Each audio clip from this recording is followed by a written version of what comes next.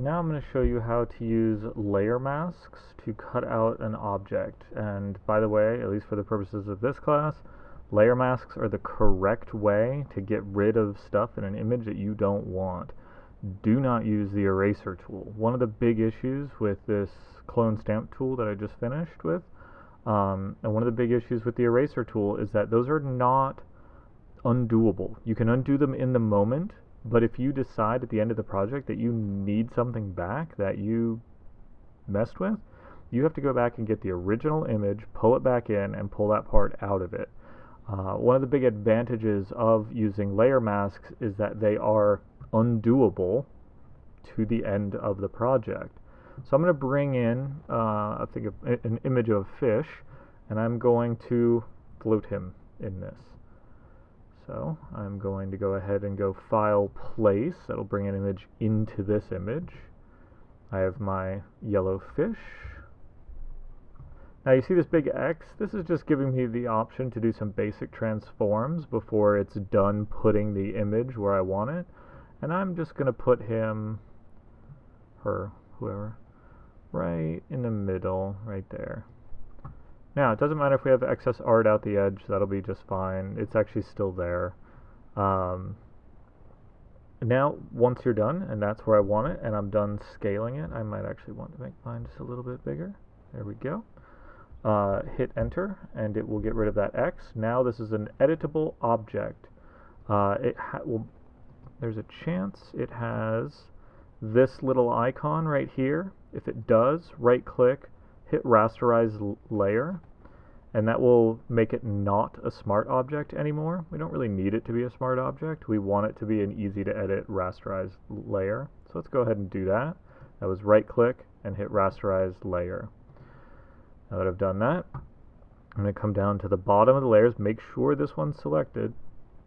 Come down to the bottom of the layers menu, and this right here, if we hover over, of course the tooltip is below, oh there it goes, is add layer mask. Tooltip says add layer mask. It looks like a little flag with a circle in it. This has given us two little tiny preview windows now, right? This is a preview of the image that I was working on. This is that background that's locked. I have my fish now with an empty secondary window. This is my layer mask. Anywhere that this quote-unquote image is white, it will show this fish.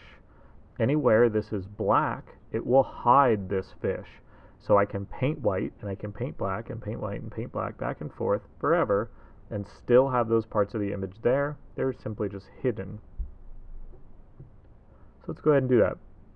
If I want to edit the fish, I need to make sure I've selected the fish. If I want to edit my layer mask, I need to select a layer mask. I'm now going to select layer mask. I'm going to get just the regular paintbrush tool, and these I'm going to switch to white and black. If you pick a gray, it will give you a transparency. It does support all the colors between white and black. It doesn't just 100% show or 100% hide. A gray tone will give you a partial transparency. So I just made that perfectly white. Good to go. Now you can see how small my little cursor is. I don't like that. So generally what I do with this, because I'm cutting out a hard-edged object, I'm going to bump my hardness all the way up, and I'm going to bump my size up. This will give me a bigger brush, and you can go about this one of two ways. You can either start big brush at the edge and then cut out the object. I'm kind of a fan of doing it the other way. I'm going to come in here with a small brush, a relatively small brush, cut the object out, and then kind of just scrub off the rest of it. You could also use a mixture of the pouring tools, but I don't find those quite as useful as just painting it out. It's quick enough to change the brush size.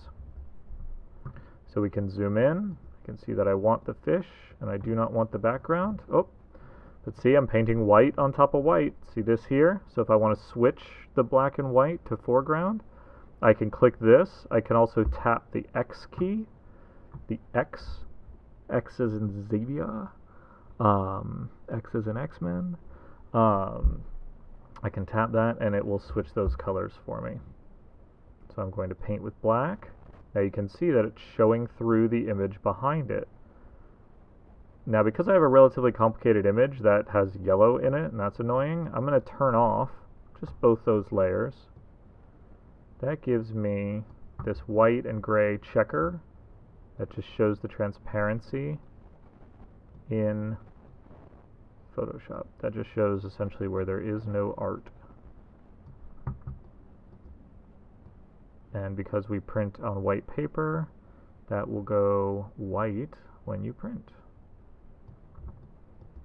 If you use it for screen, it kind of depends on the file format you're exporting as, and also what settings you have checked in the export menu.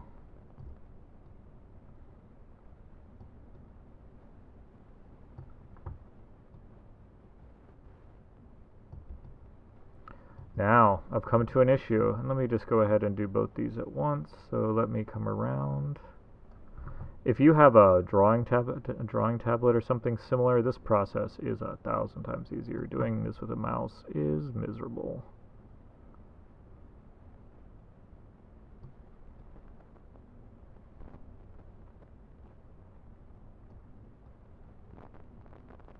Okay, so you can see I have trouble, that I need to get a progressively smaller little paintbrush to get in this corner, right? But I'm lazy. I don't want to do that. So what I'm going to do, oh, all gone. Tap X.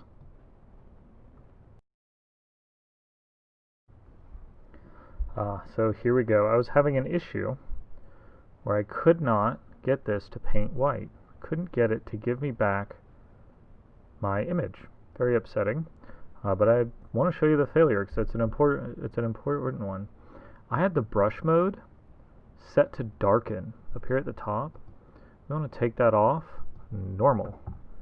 So now I'm going to make sure that my colors are correct. I was playing around with changing colors to see if that helped. It did not. I had a mode issue. So if something doesn't happen the way you expect it to, kind of take a break, look around, see what's wrong. So you can see that I've partially painted out some of this, so I'm just going to go ahead and use my white brush to just paint all that back in. And then I can follow where the edge of this tail is. Right, oh, well that's too much. That's okay, we're going to fix it anyway. So I can say that that looks pretty good, and I'm going to fix this bottom edge right here. Tap the X key. And tap the X key, and you can kind of just massage back and forth until you get the edge you're looking for.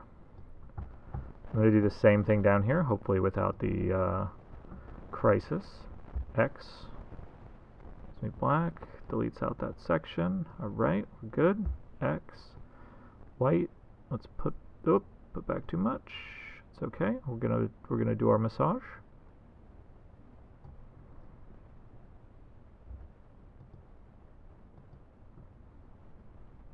X again. We're going to bring this back the way that looks right to us. Clean up that little divot in the tail. And also on some things you'll be able to paint this out with a softer brush. I just think that a fish looks strange if you do it with a soft brush.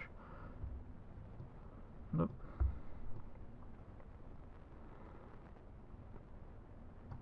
So if you use a soft brush, it's much easier to get these edges right. You can also do smart selections and then fills and then paint out the areas that you need, but that is a more advanced thing. You can just search smart selection and you can play around with that. But really, for the purposes of this class, I want you guys to practice with the basic tools because these are the tools you fall back on when everything else goes wrong.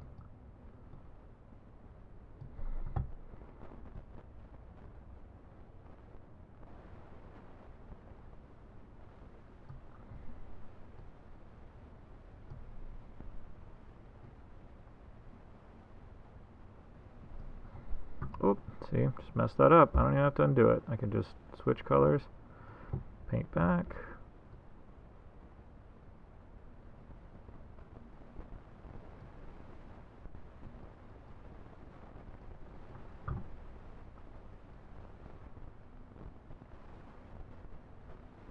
yeah, there are some very fancy smart selection ways to do it. And the nice thing about mixing smart selection with a tool like layer mask is that it gives you a quick, rough, and ready edge.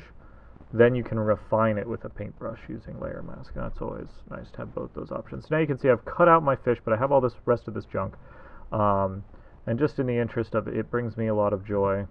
I just get progressively bigger brushes, and very much like just painting it all out. If you want to use a fill tool or something like that, you are welcome to, but I find that boring, so I do not do it. One thing before I get rid of this, one thing we can also do is we can use one of our fancy tools. If we click on the paint bucket little shape, it'll also give us our gradient tool. It might just show you the gradient tool just depending on which one's up. We can use the gradient tool. We don't want to use black to white, because if we fill this black to white, it will give us black, which will hide the image, but then it will undo all this work we've done over here. So what we want to do is actually come get this one, the black to nothing. So we want to get black to nothing. And now I can fade that image. See that? Undo it. I can fade the image. So however long this little string is the difference between black and nothing. So I can fade in an image from the corners should I really want to. Right? It looks doofy in this. It looks doofy in this instance, but it's a useful thing to have if you need to fade one thing into another. I'm going to go back to my paintbrush. Just keep getting rid of this, because again, it just brings me joy to do so. Gotta take your pleasure where you can find it. Oh, I trimmed the top of them off right there. Command Z. Now notice what happened. One hold down of your mouse counts as one step back. Right? So all that work I just did just poof, gone away because I did not let go of my mouse. So if I'm doing this and I'm doing stuff I don't care about, that's fine to do it all in one stroke. But then you might want to let go, because then that counts as one action. Right? In things like Illustrator, the actions are much more discrete. In things like Photoshop, you do have to be aware that some of these things that you think of as quite a lot of actions end up actually just being one. Right? All of that was one, let go, click down. This is all one new action. So kind of just be cautious of that, or at least just be aware of it, if not cautious.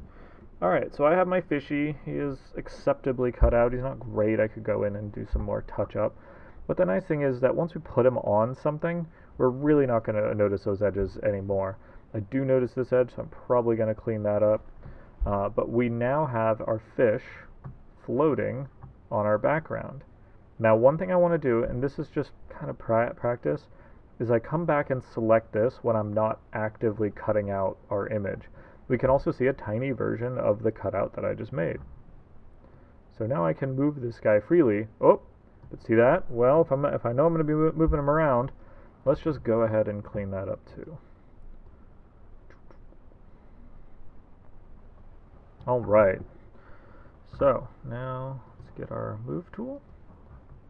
We're now moving this object around, right? This looks a lot like our little black arrow tool from Illustrator, but we have our movement in each direction. So I'm going to leave him right there. Oh, if you see when I drug, there's like a little bit of black behind his fin. I'm going to get rid of that. Boop. Or not. Oop. I don't want to paint on that because I just painted a bunch of black on my image. Command Z, make sure I have the right layer selected, paint it, and we're good to go. Now, I have my fish, but, you know, he's kind of a lonely fish. So let's get some more fish out here. So what I'm going to do is I'm going to transform him. Unlike Illustrator where the little edge things just come up and you can scale the image, this one you kind of have to turn them on. So the easy way to do that is just hit Command T. Command T. And then I have my box, just like I do in Illustrator. Oop. Don't know what happened there. I'm just going to scale them down.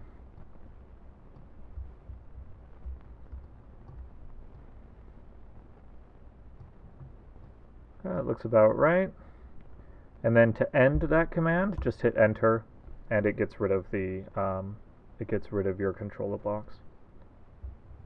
If you don't hit enter, it doesn't let you do a lot of other things, so just be cautious. If all of your tools suddenly stop working, you might still be in a transform command.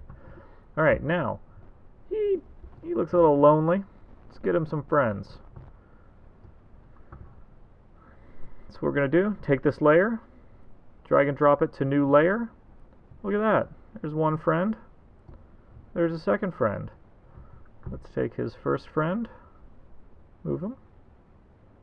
Let's put him here. Maybe we'll do a command T, and we'll scale him. Remember, hold shift when you're scaling, so it keeps his perspective. Otherwise, you're going to have weird looking fish. So I'm going to put one there. And then I'm going to get his, oop, see, I can't even select the other layer because I didn't hit enter. Select the other layer, grab this one. I'm going to put him here. And actually, come to think of it, I think I want the big one in front, and I want the smaller ones in back. So I'm going to grab that layer, command T. Oop. Must be too close to the edge, and it's getting upset. And I'm going to get a medium-sized one right between the other two for that. And I'm going to put him a little bit further back there. All right. Now, I can take him. I can take this image because I don't have anything else in the background. I don't have to worry about the color of anything but this one fish.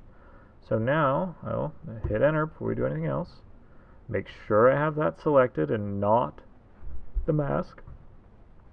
And then I can go back to those tools that I used the other day, all my adjustment tools. Let's change his color. I think the easiest way to do that is probably going to be hue saturation. We'll just roll them around the color wheel until we find something we like. Green, no. Ooh. Maybe that nice blue color. Maybe a little bit less saturation and a little bit of lightness. Looks about the same brightness as those yellow ones, so I'm going to hit OK. Alright, let's get our small fish. Let's go red with that one so we can have our primary color fishes.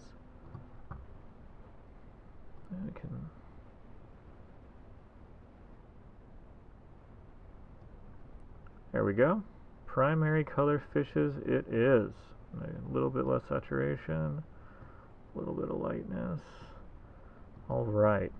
Now we have one issue where we kind of have a top-down sunlight in the background image. We don't have top-down sunlight in our foreground images. So just to make this easier, I'm going to just work on let's just do the red fish. So I'm going to hide my other two fish. Now, what I need is this fish is kind of front lit, right? It's actually lit pretty much in the direction of the camera. So I want it to look like these bushes. And if we look at these bushes, or this one here, we see that it's light on top, it's a normal color in the middle, and then we have shadow on the bottom. Well, that's what I want my fish to be then. So we can just take this layer, make a new copy. It's already got the mask in place, but now I want to call this one Red Shadow, something superhero name. Red Shadow. So what I'm going to do is I'm going to, let's first make this a shadow color. So we go to Image, Adjustments, Curves. And this, you can do this with any of these tools. I just picked curves because I felt like using curves. I'm going to drop this. See that? That's normal. Drop it way down. And one thing that takes some people by surprise, we got to kind of be aware of, is that any shadow is going to be less, is going to have less saturation. So it's always a good idea to yank down on the saturation in your shadows just a little bit, even if it seems unnecessary. I promise you it'll end up looking right. Alright, so I have a darker fish. We can see the difference in our little images here, that this one's darker than this one. Now what I want to do is go to the mask, and I just want the shadow on the bottom of my fish, right? I don't want the shadow up here, just want the shadow on the bottom. Alright, we can do that. Let's get this. Now what I'm going to do is get a really soft brush. Hardness 0. Leave the size alone because I would just want big soft strokes. Actually might want to go up just a little bit. Alright, so what I'm going to do is just paint out the top.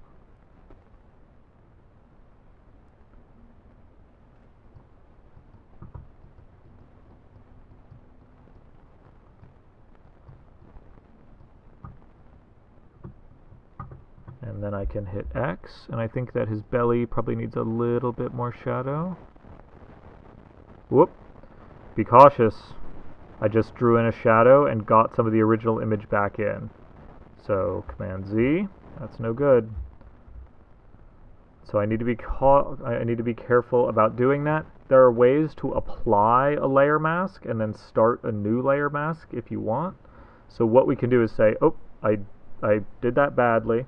So I'm going to step back until I have not messed with my shadow at all, or that's close enough. Then I can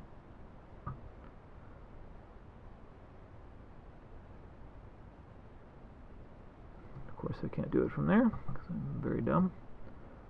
Apply layer mask, and that will cut it into just that image. Once I've cut it to just that image, easy enough to just add another layer mask on top, and now we're good to go to play with that one.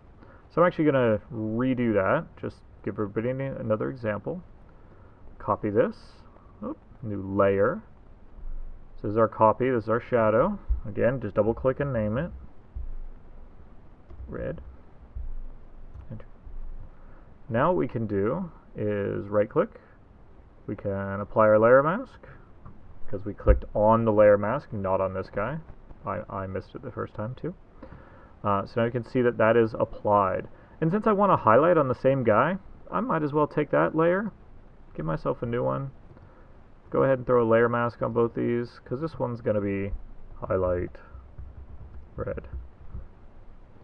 And you can kind of see some of the same skills we picked up playing with images in Illustrator and how to cartoon, and how to use that to make these work.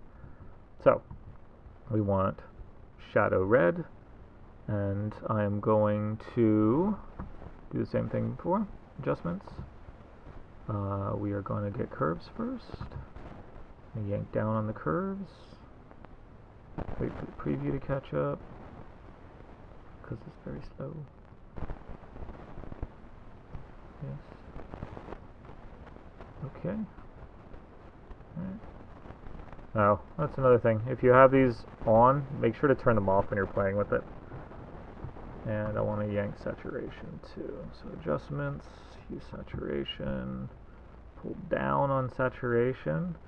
If you want, another thing you can do is you could shift this just a little bit green, right? That's a little bit towards green through red. So we could shift this a little bit this direction to kind of show a reflection of that green up into the bottom. And we could also do that with actually a better tool for this. So I pulled saturation. We go to image, adjustments, color balance, and we could yank out some of that red and add in a little bit of green, and the shadows do it even more. See that little bit of backlight right there now? That's just a little bit of a green color. Perfect. Okay. Alright, so now what we are going to do is get back to our layer mask, our big brush, switch to black, or tap X. Now I'm going to start painting this guy out. Alright, there we go. I can leave that shadow. His fins would probably be a little bit lighter, so I might come in and lighten those up a little bit. But I'm leaving this belly very dark. Now I can see with that, I now have a nice bottom shadow on my fish. Now let's do the same thing real quick with highlight. I'm going to turn that on. I'm actually just going to turn the shadow off just because it, I can see it and it's bugging me. We're going to do the same thing. We're going to select our image. We're going to go light, and what color is the sky? In this image, it's pretty overexposed, so the color really doesn't matter, but if we had a really bright blue sky, we might want to consider that when we color our highlights and shadows. I'm going to go to curves, bump up, looks pretty good. And I think I'm actually going to leave the color alone on this one. Get our paintbrush, paint out the shadows. Just going to have those highlights up top. I'll probably even take some off of there. Now let's turn that on with our shadows. Yeah, so that's giving our fish a little bit more roundness. I'm actually going to take out some of that fin again. And take out a little bit in here. Yeah, so see, that just gives us the top of the fish. And actually I'm also going to X and paint back in the top of the nose. So we can have that little bit of lightness on the top of the nose as well, showing us that light coming down from the top. Now when we look at that, even though it's a fish floating out there, that is it with the lighting reversed essentially, or the lighting from where we're standing. And then this puts a little bit of shadow on the bottom, and that puts a little bit of highlight on top. And what that does is it allows us to match our lighting with the scene we have. So if you have really strong lighting in some direction, this is a relatively easy way to fix your shadows without too much work.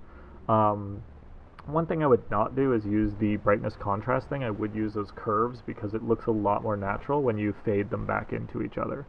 I could do this for all the rest of them, but I am not going to.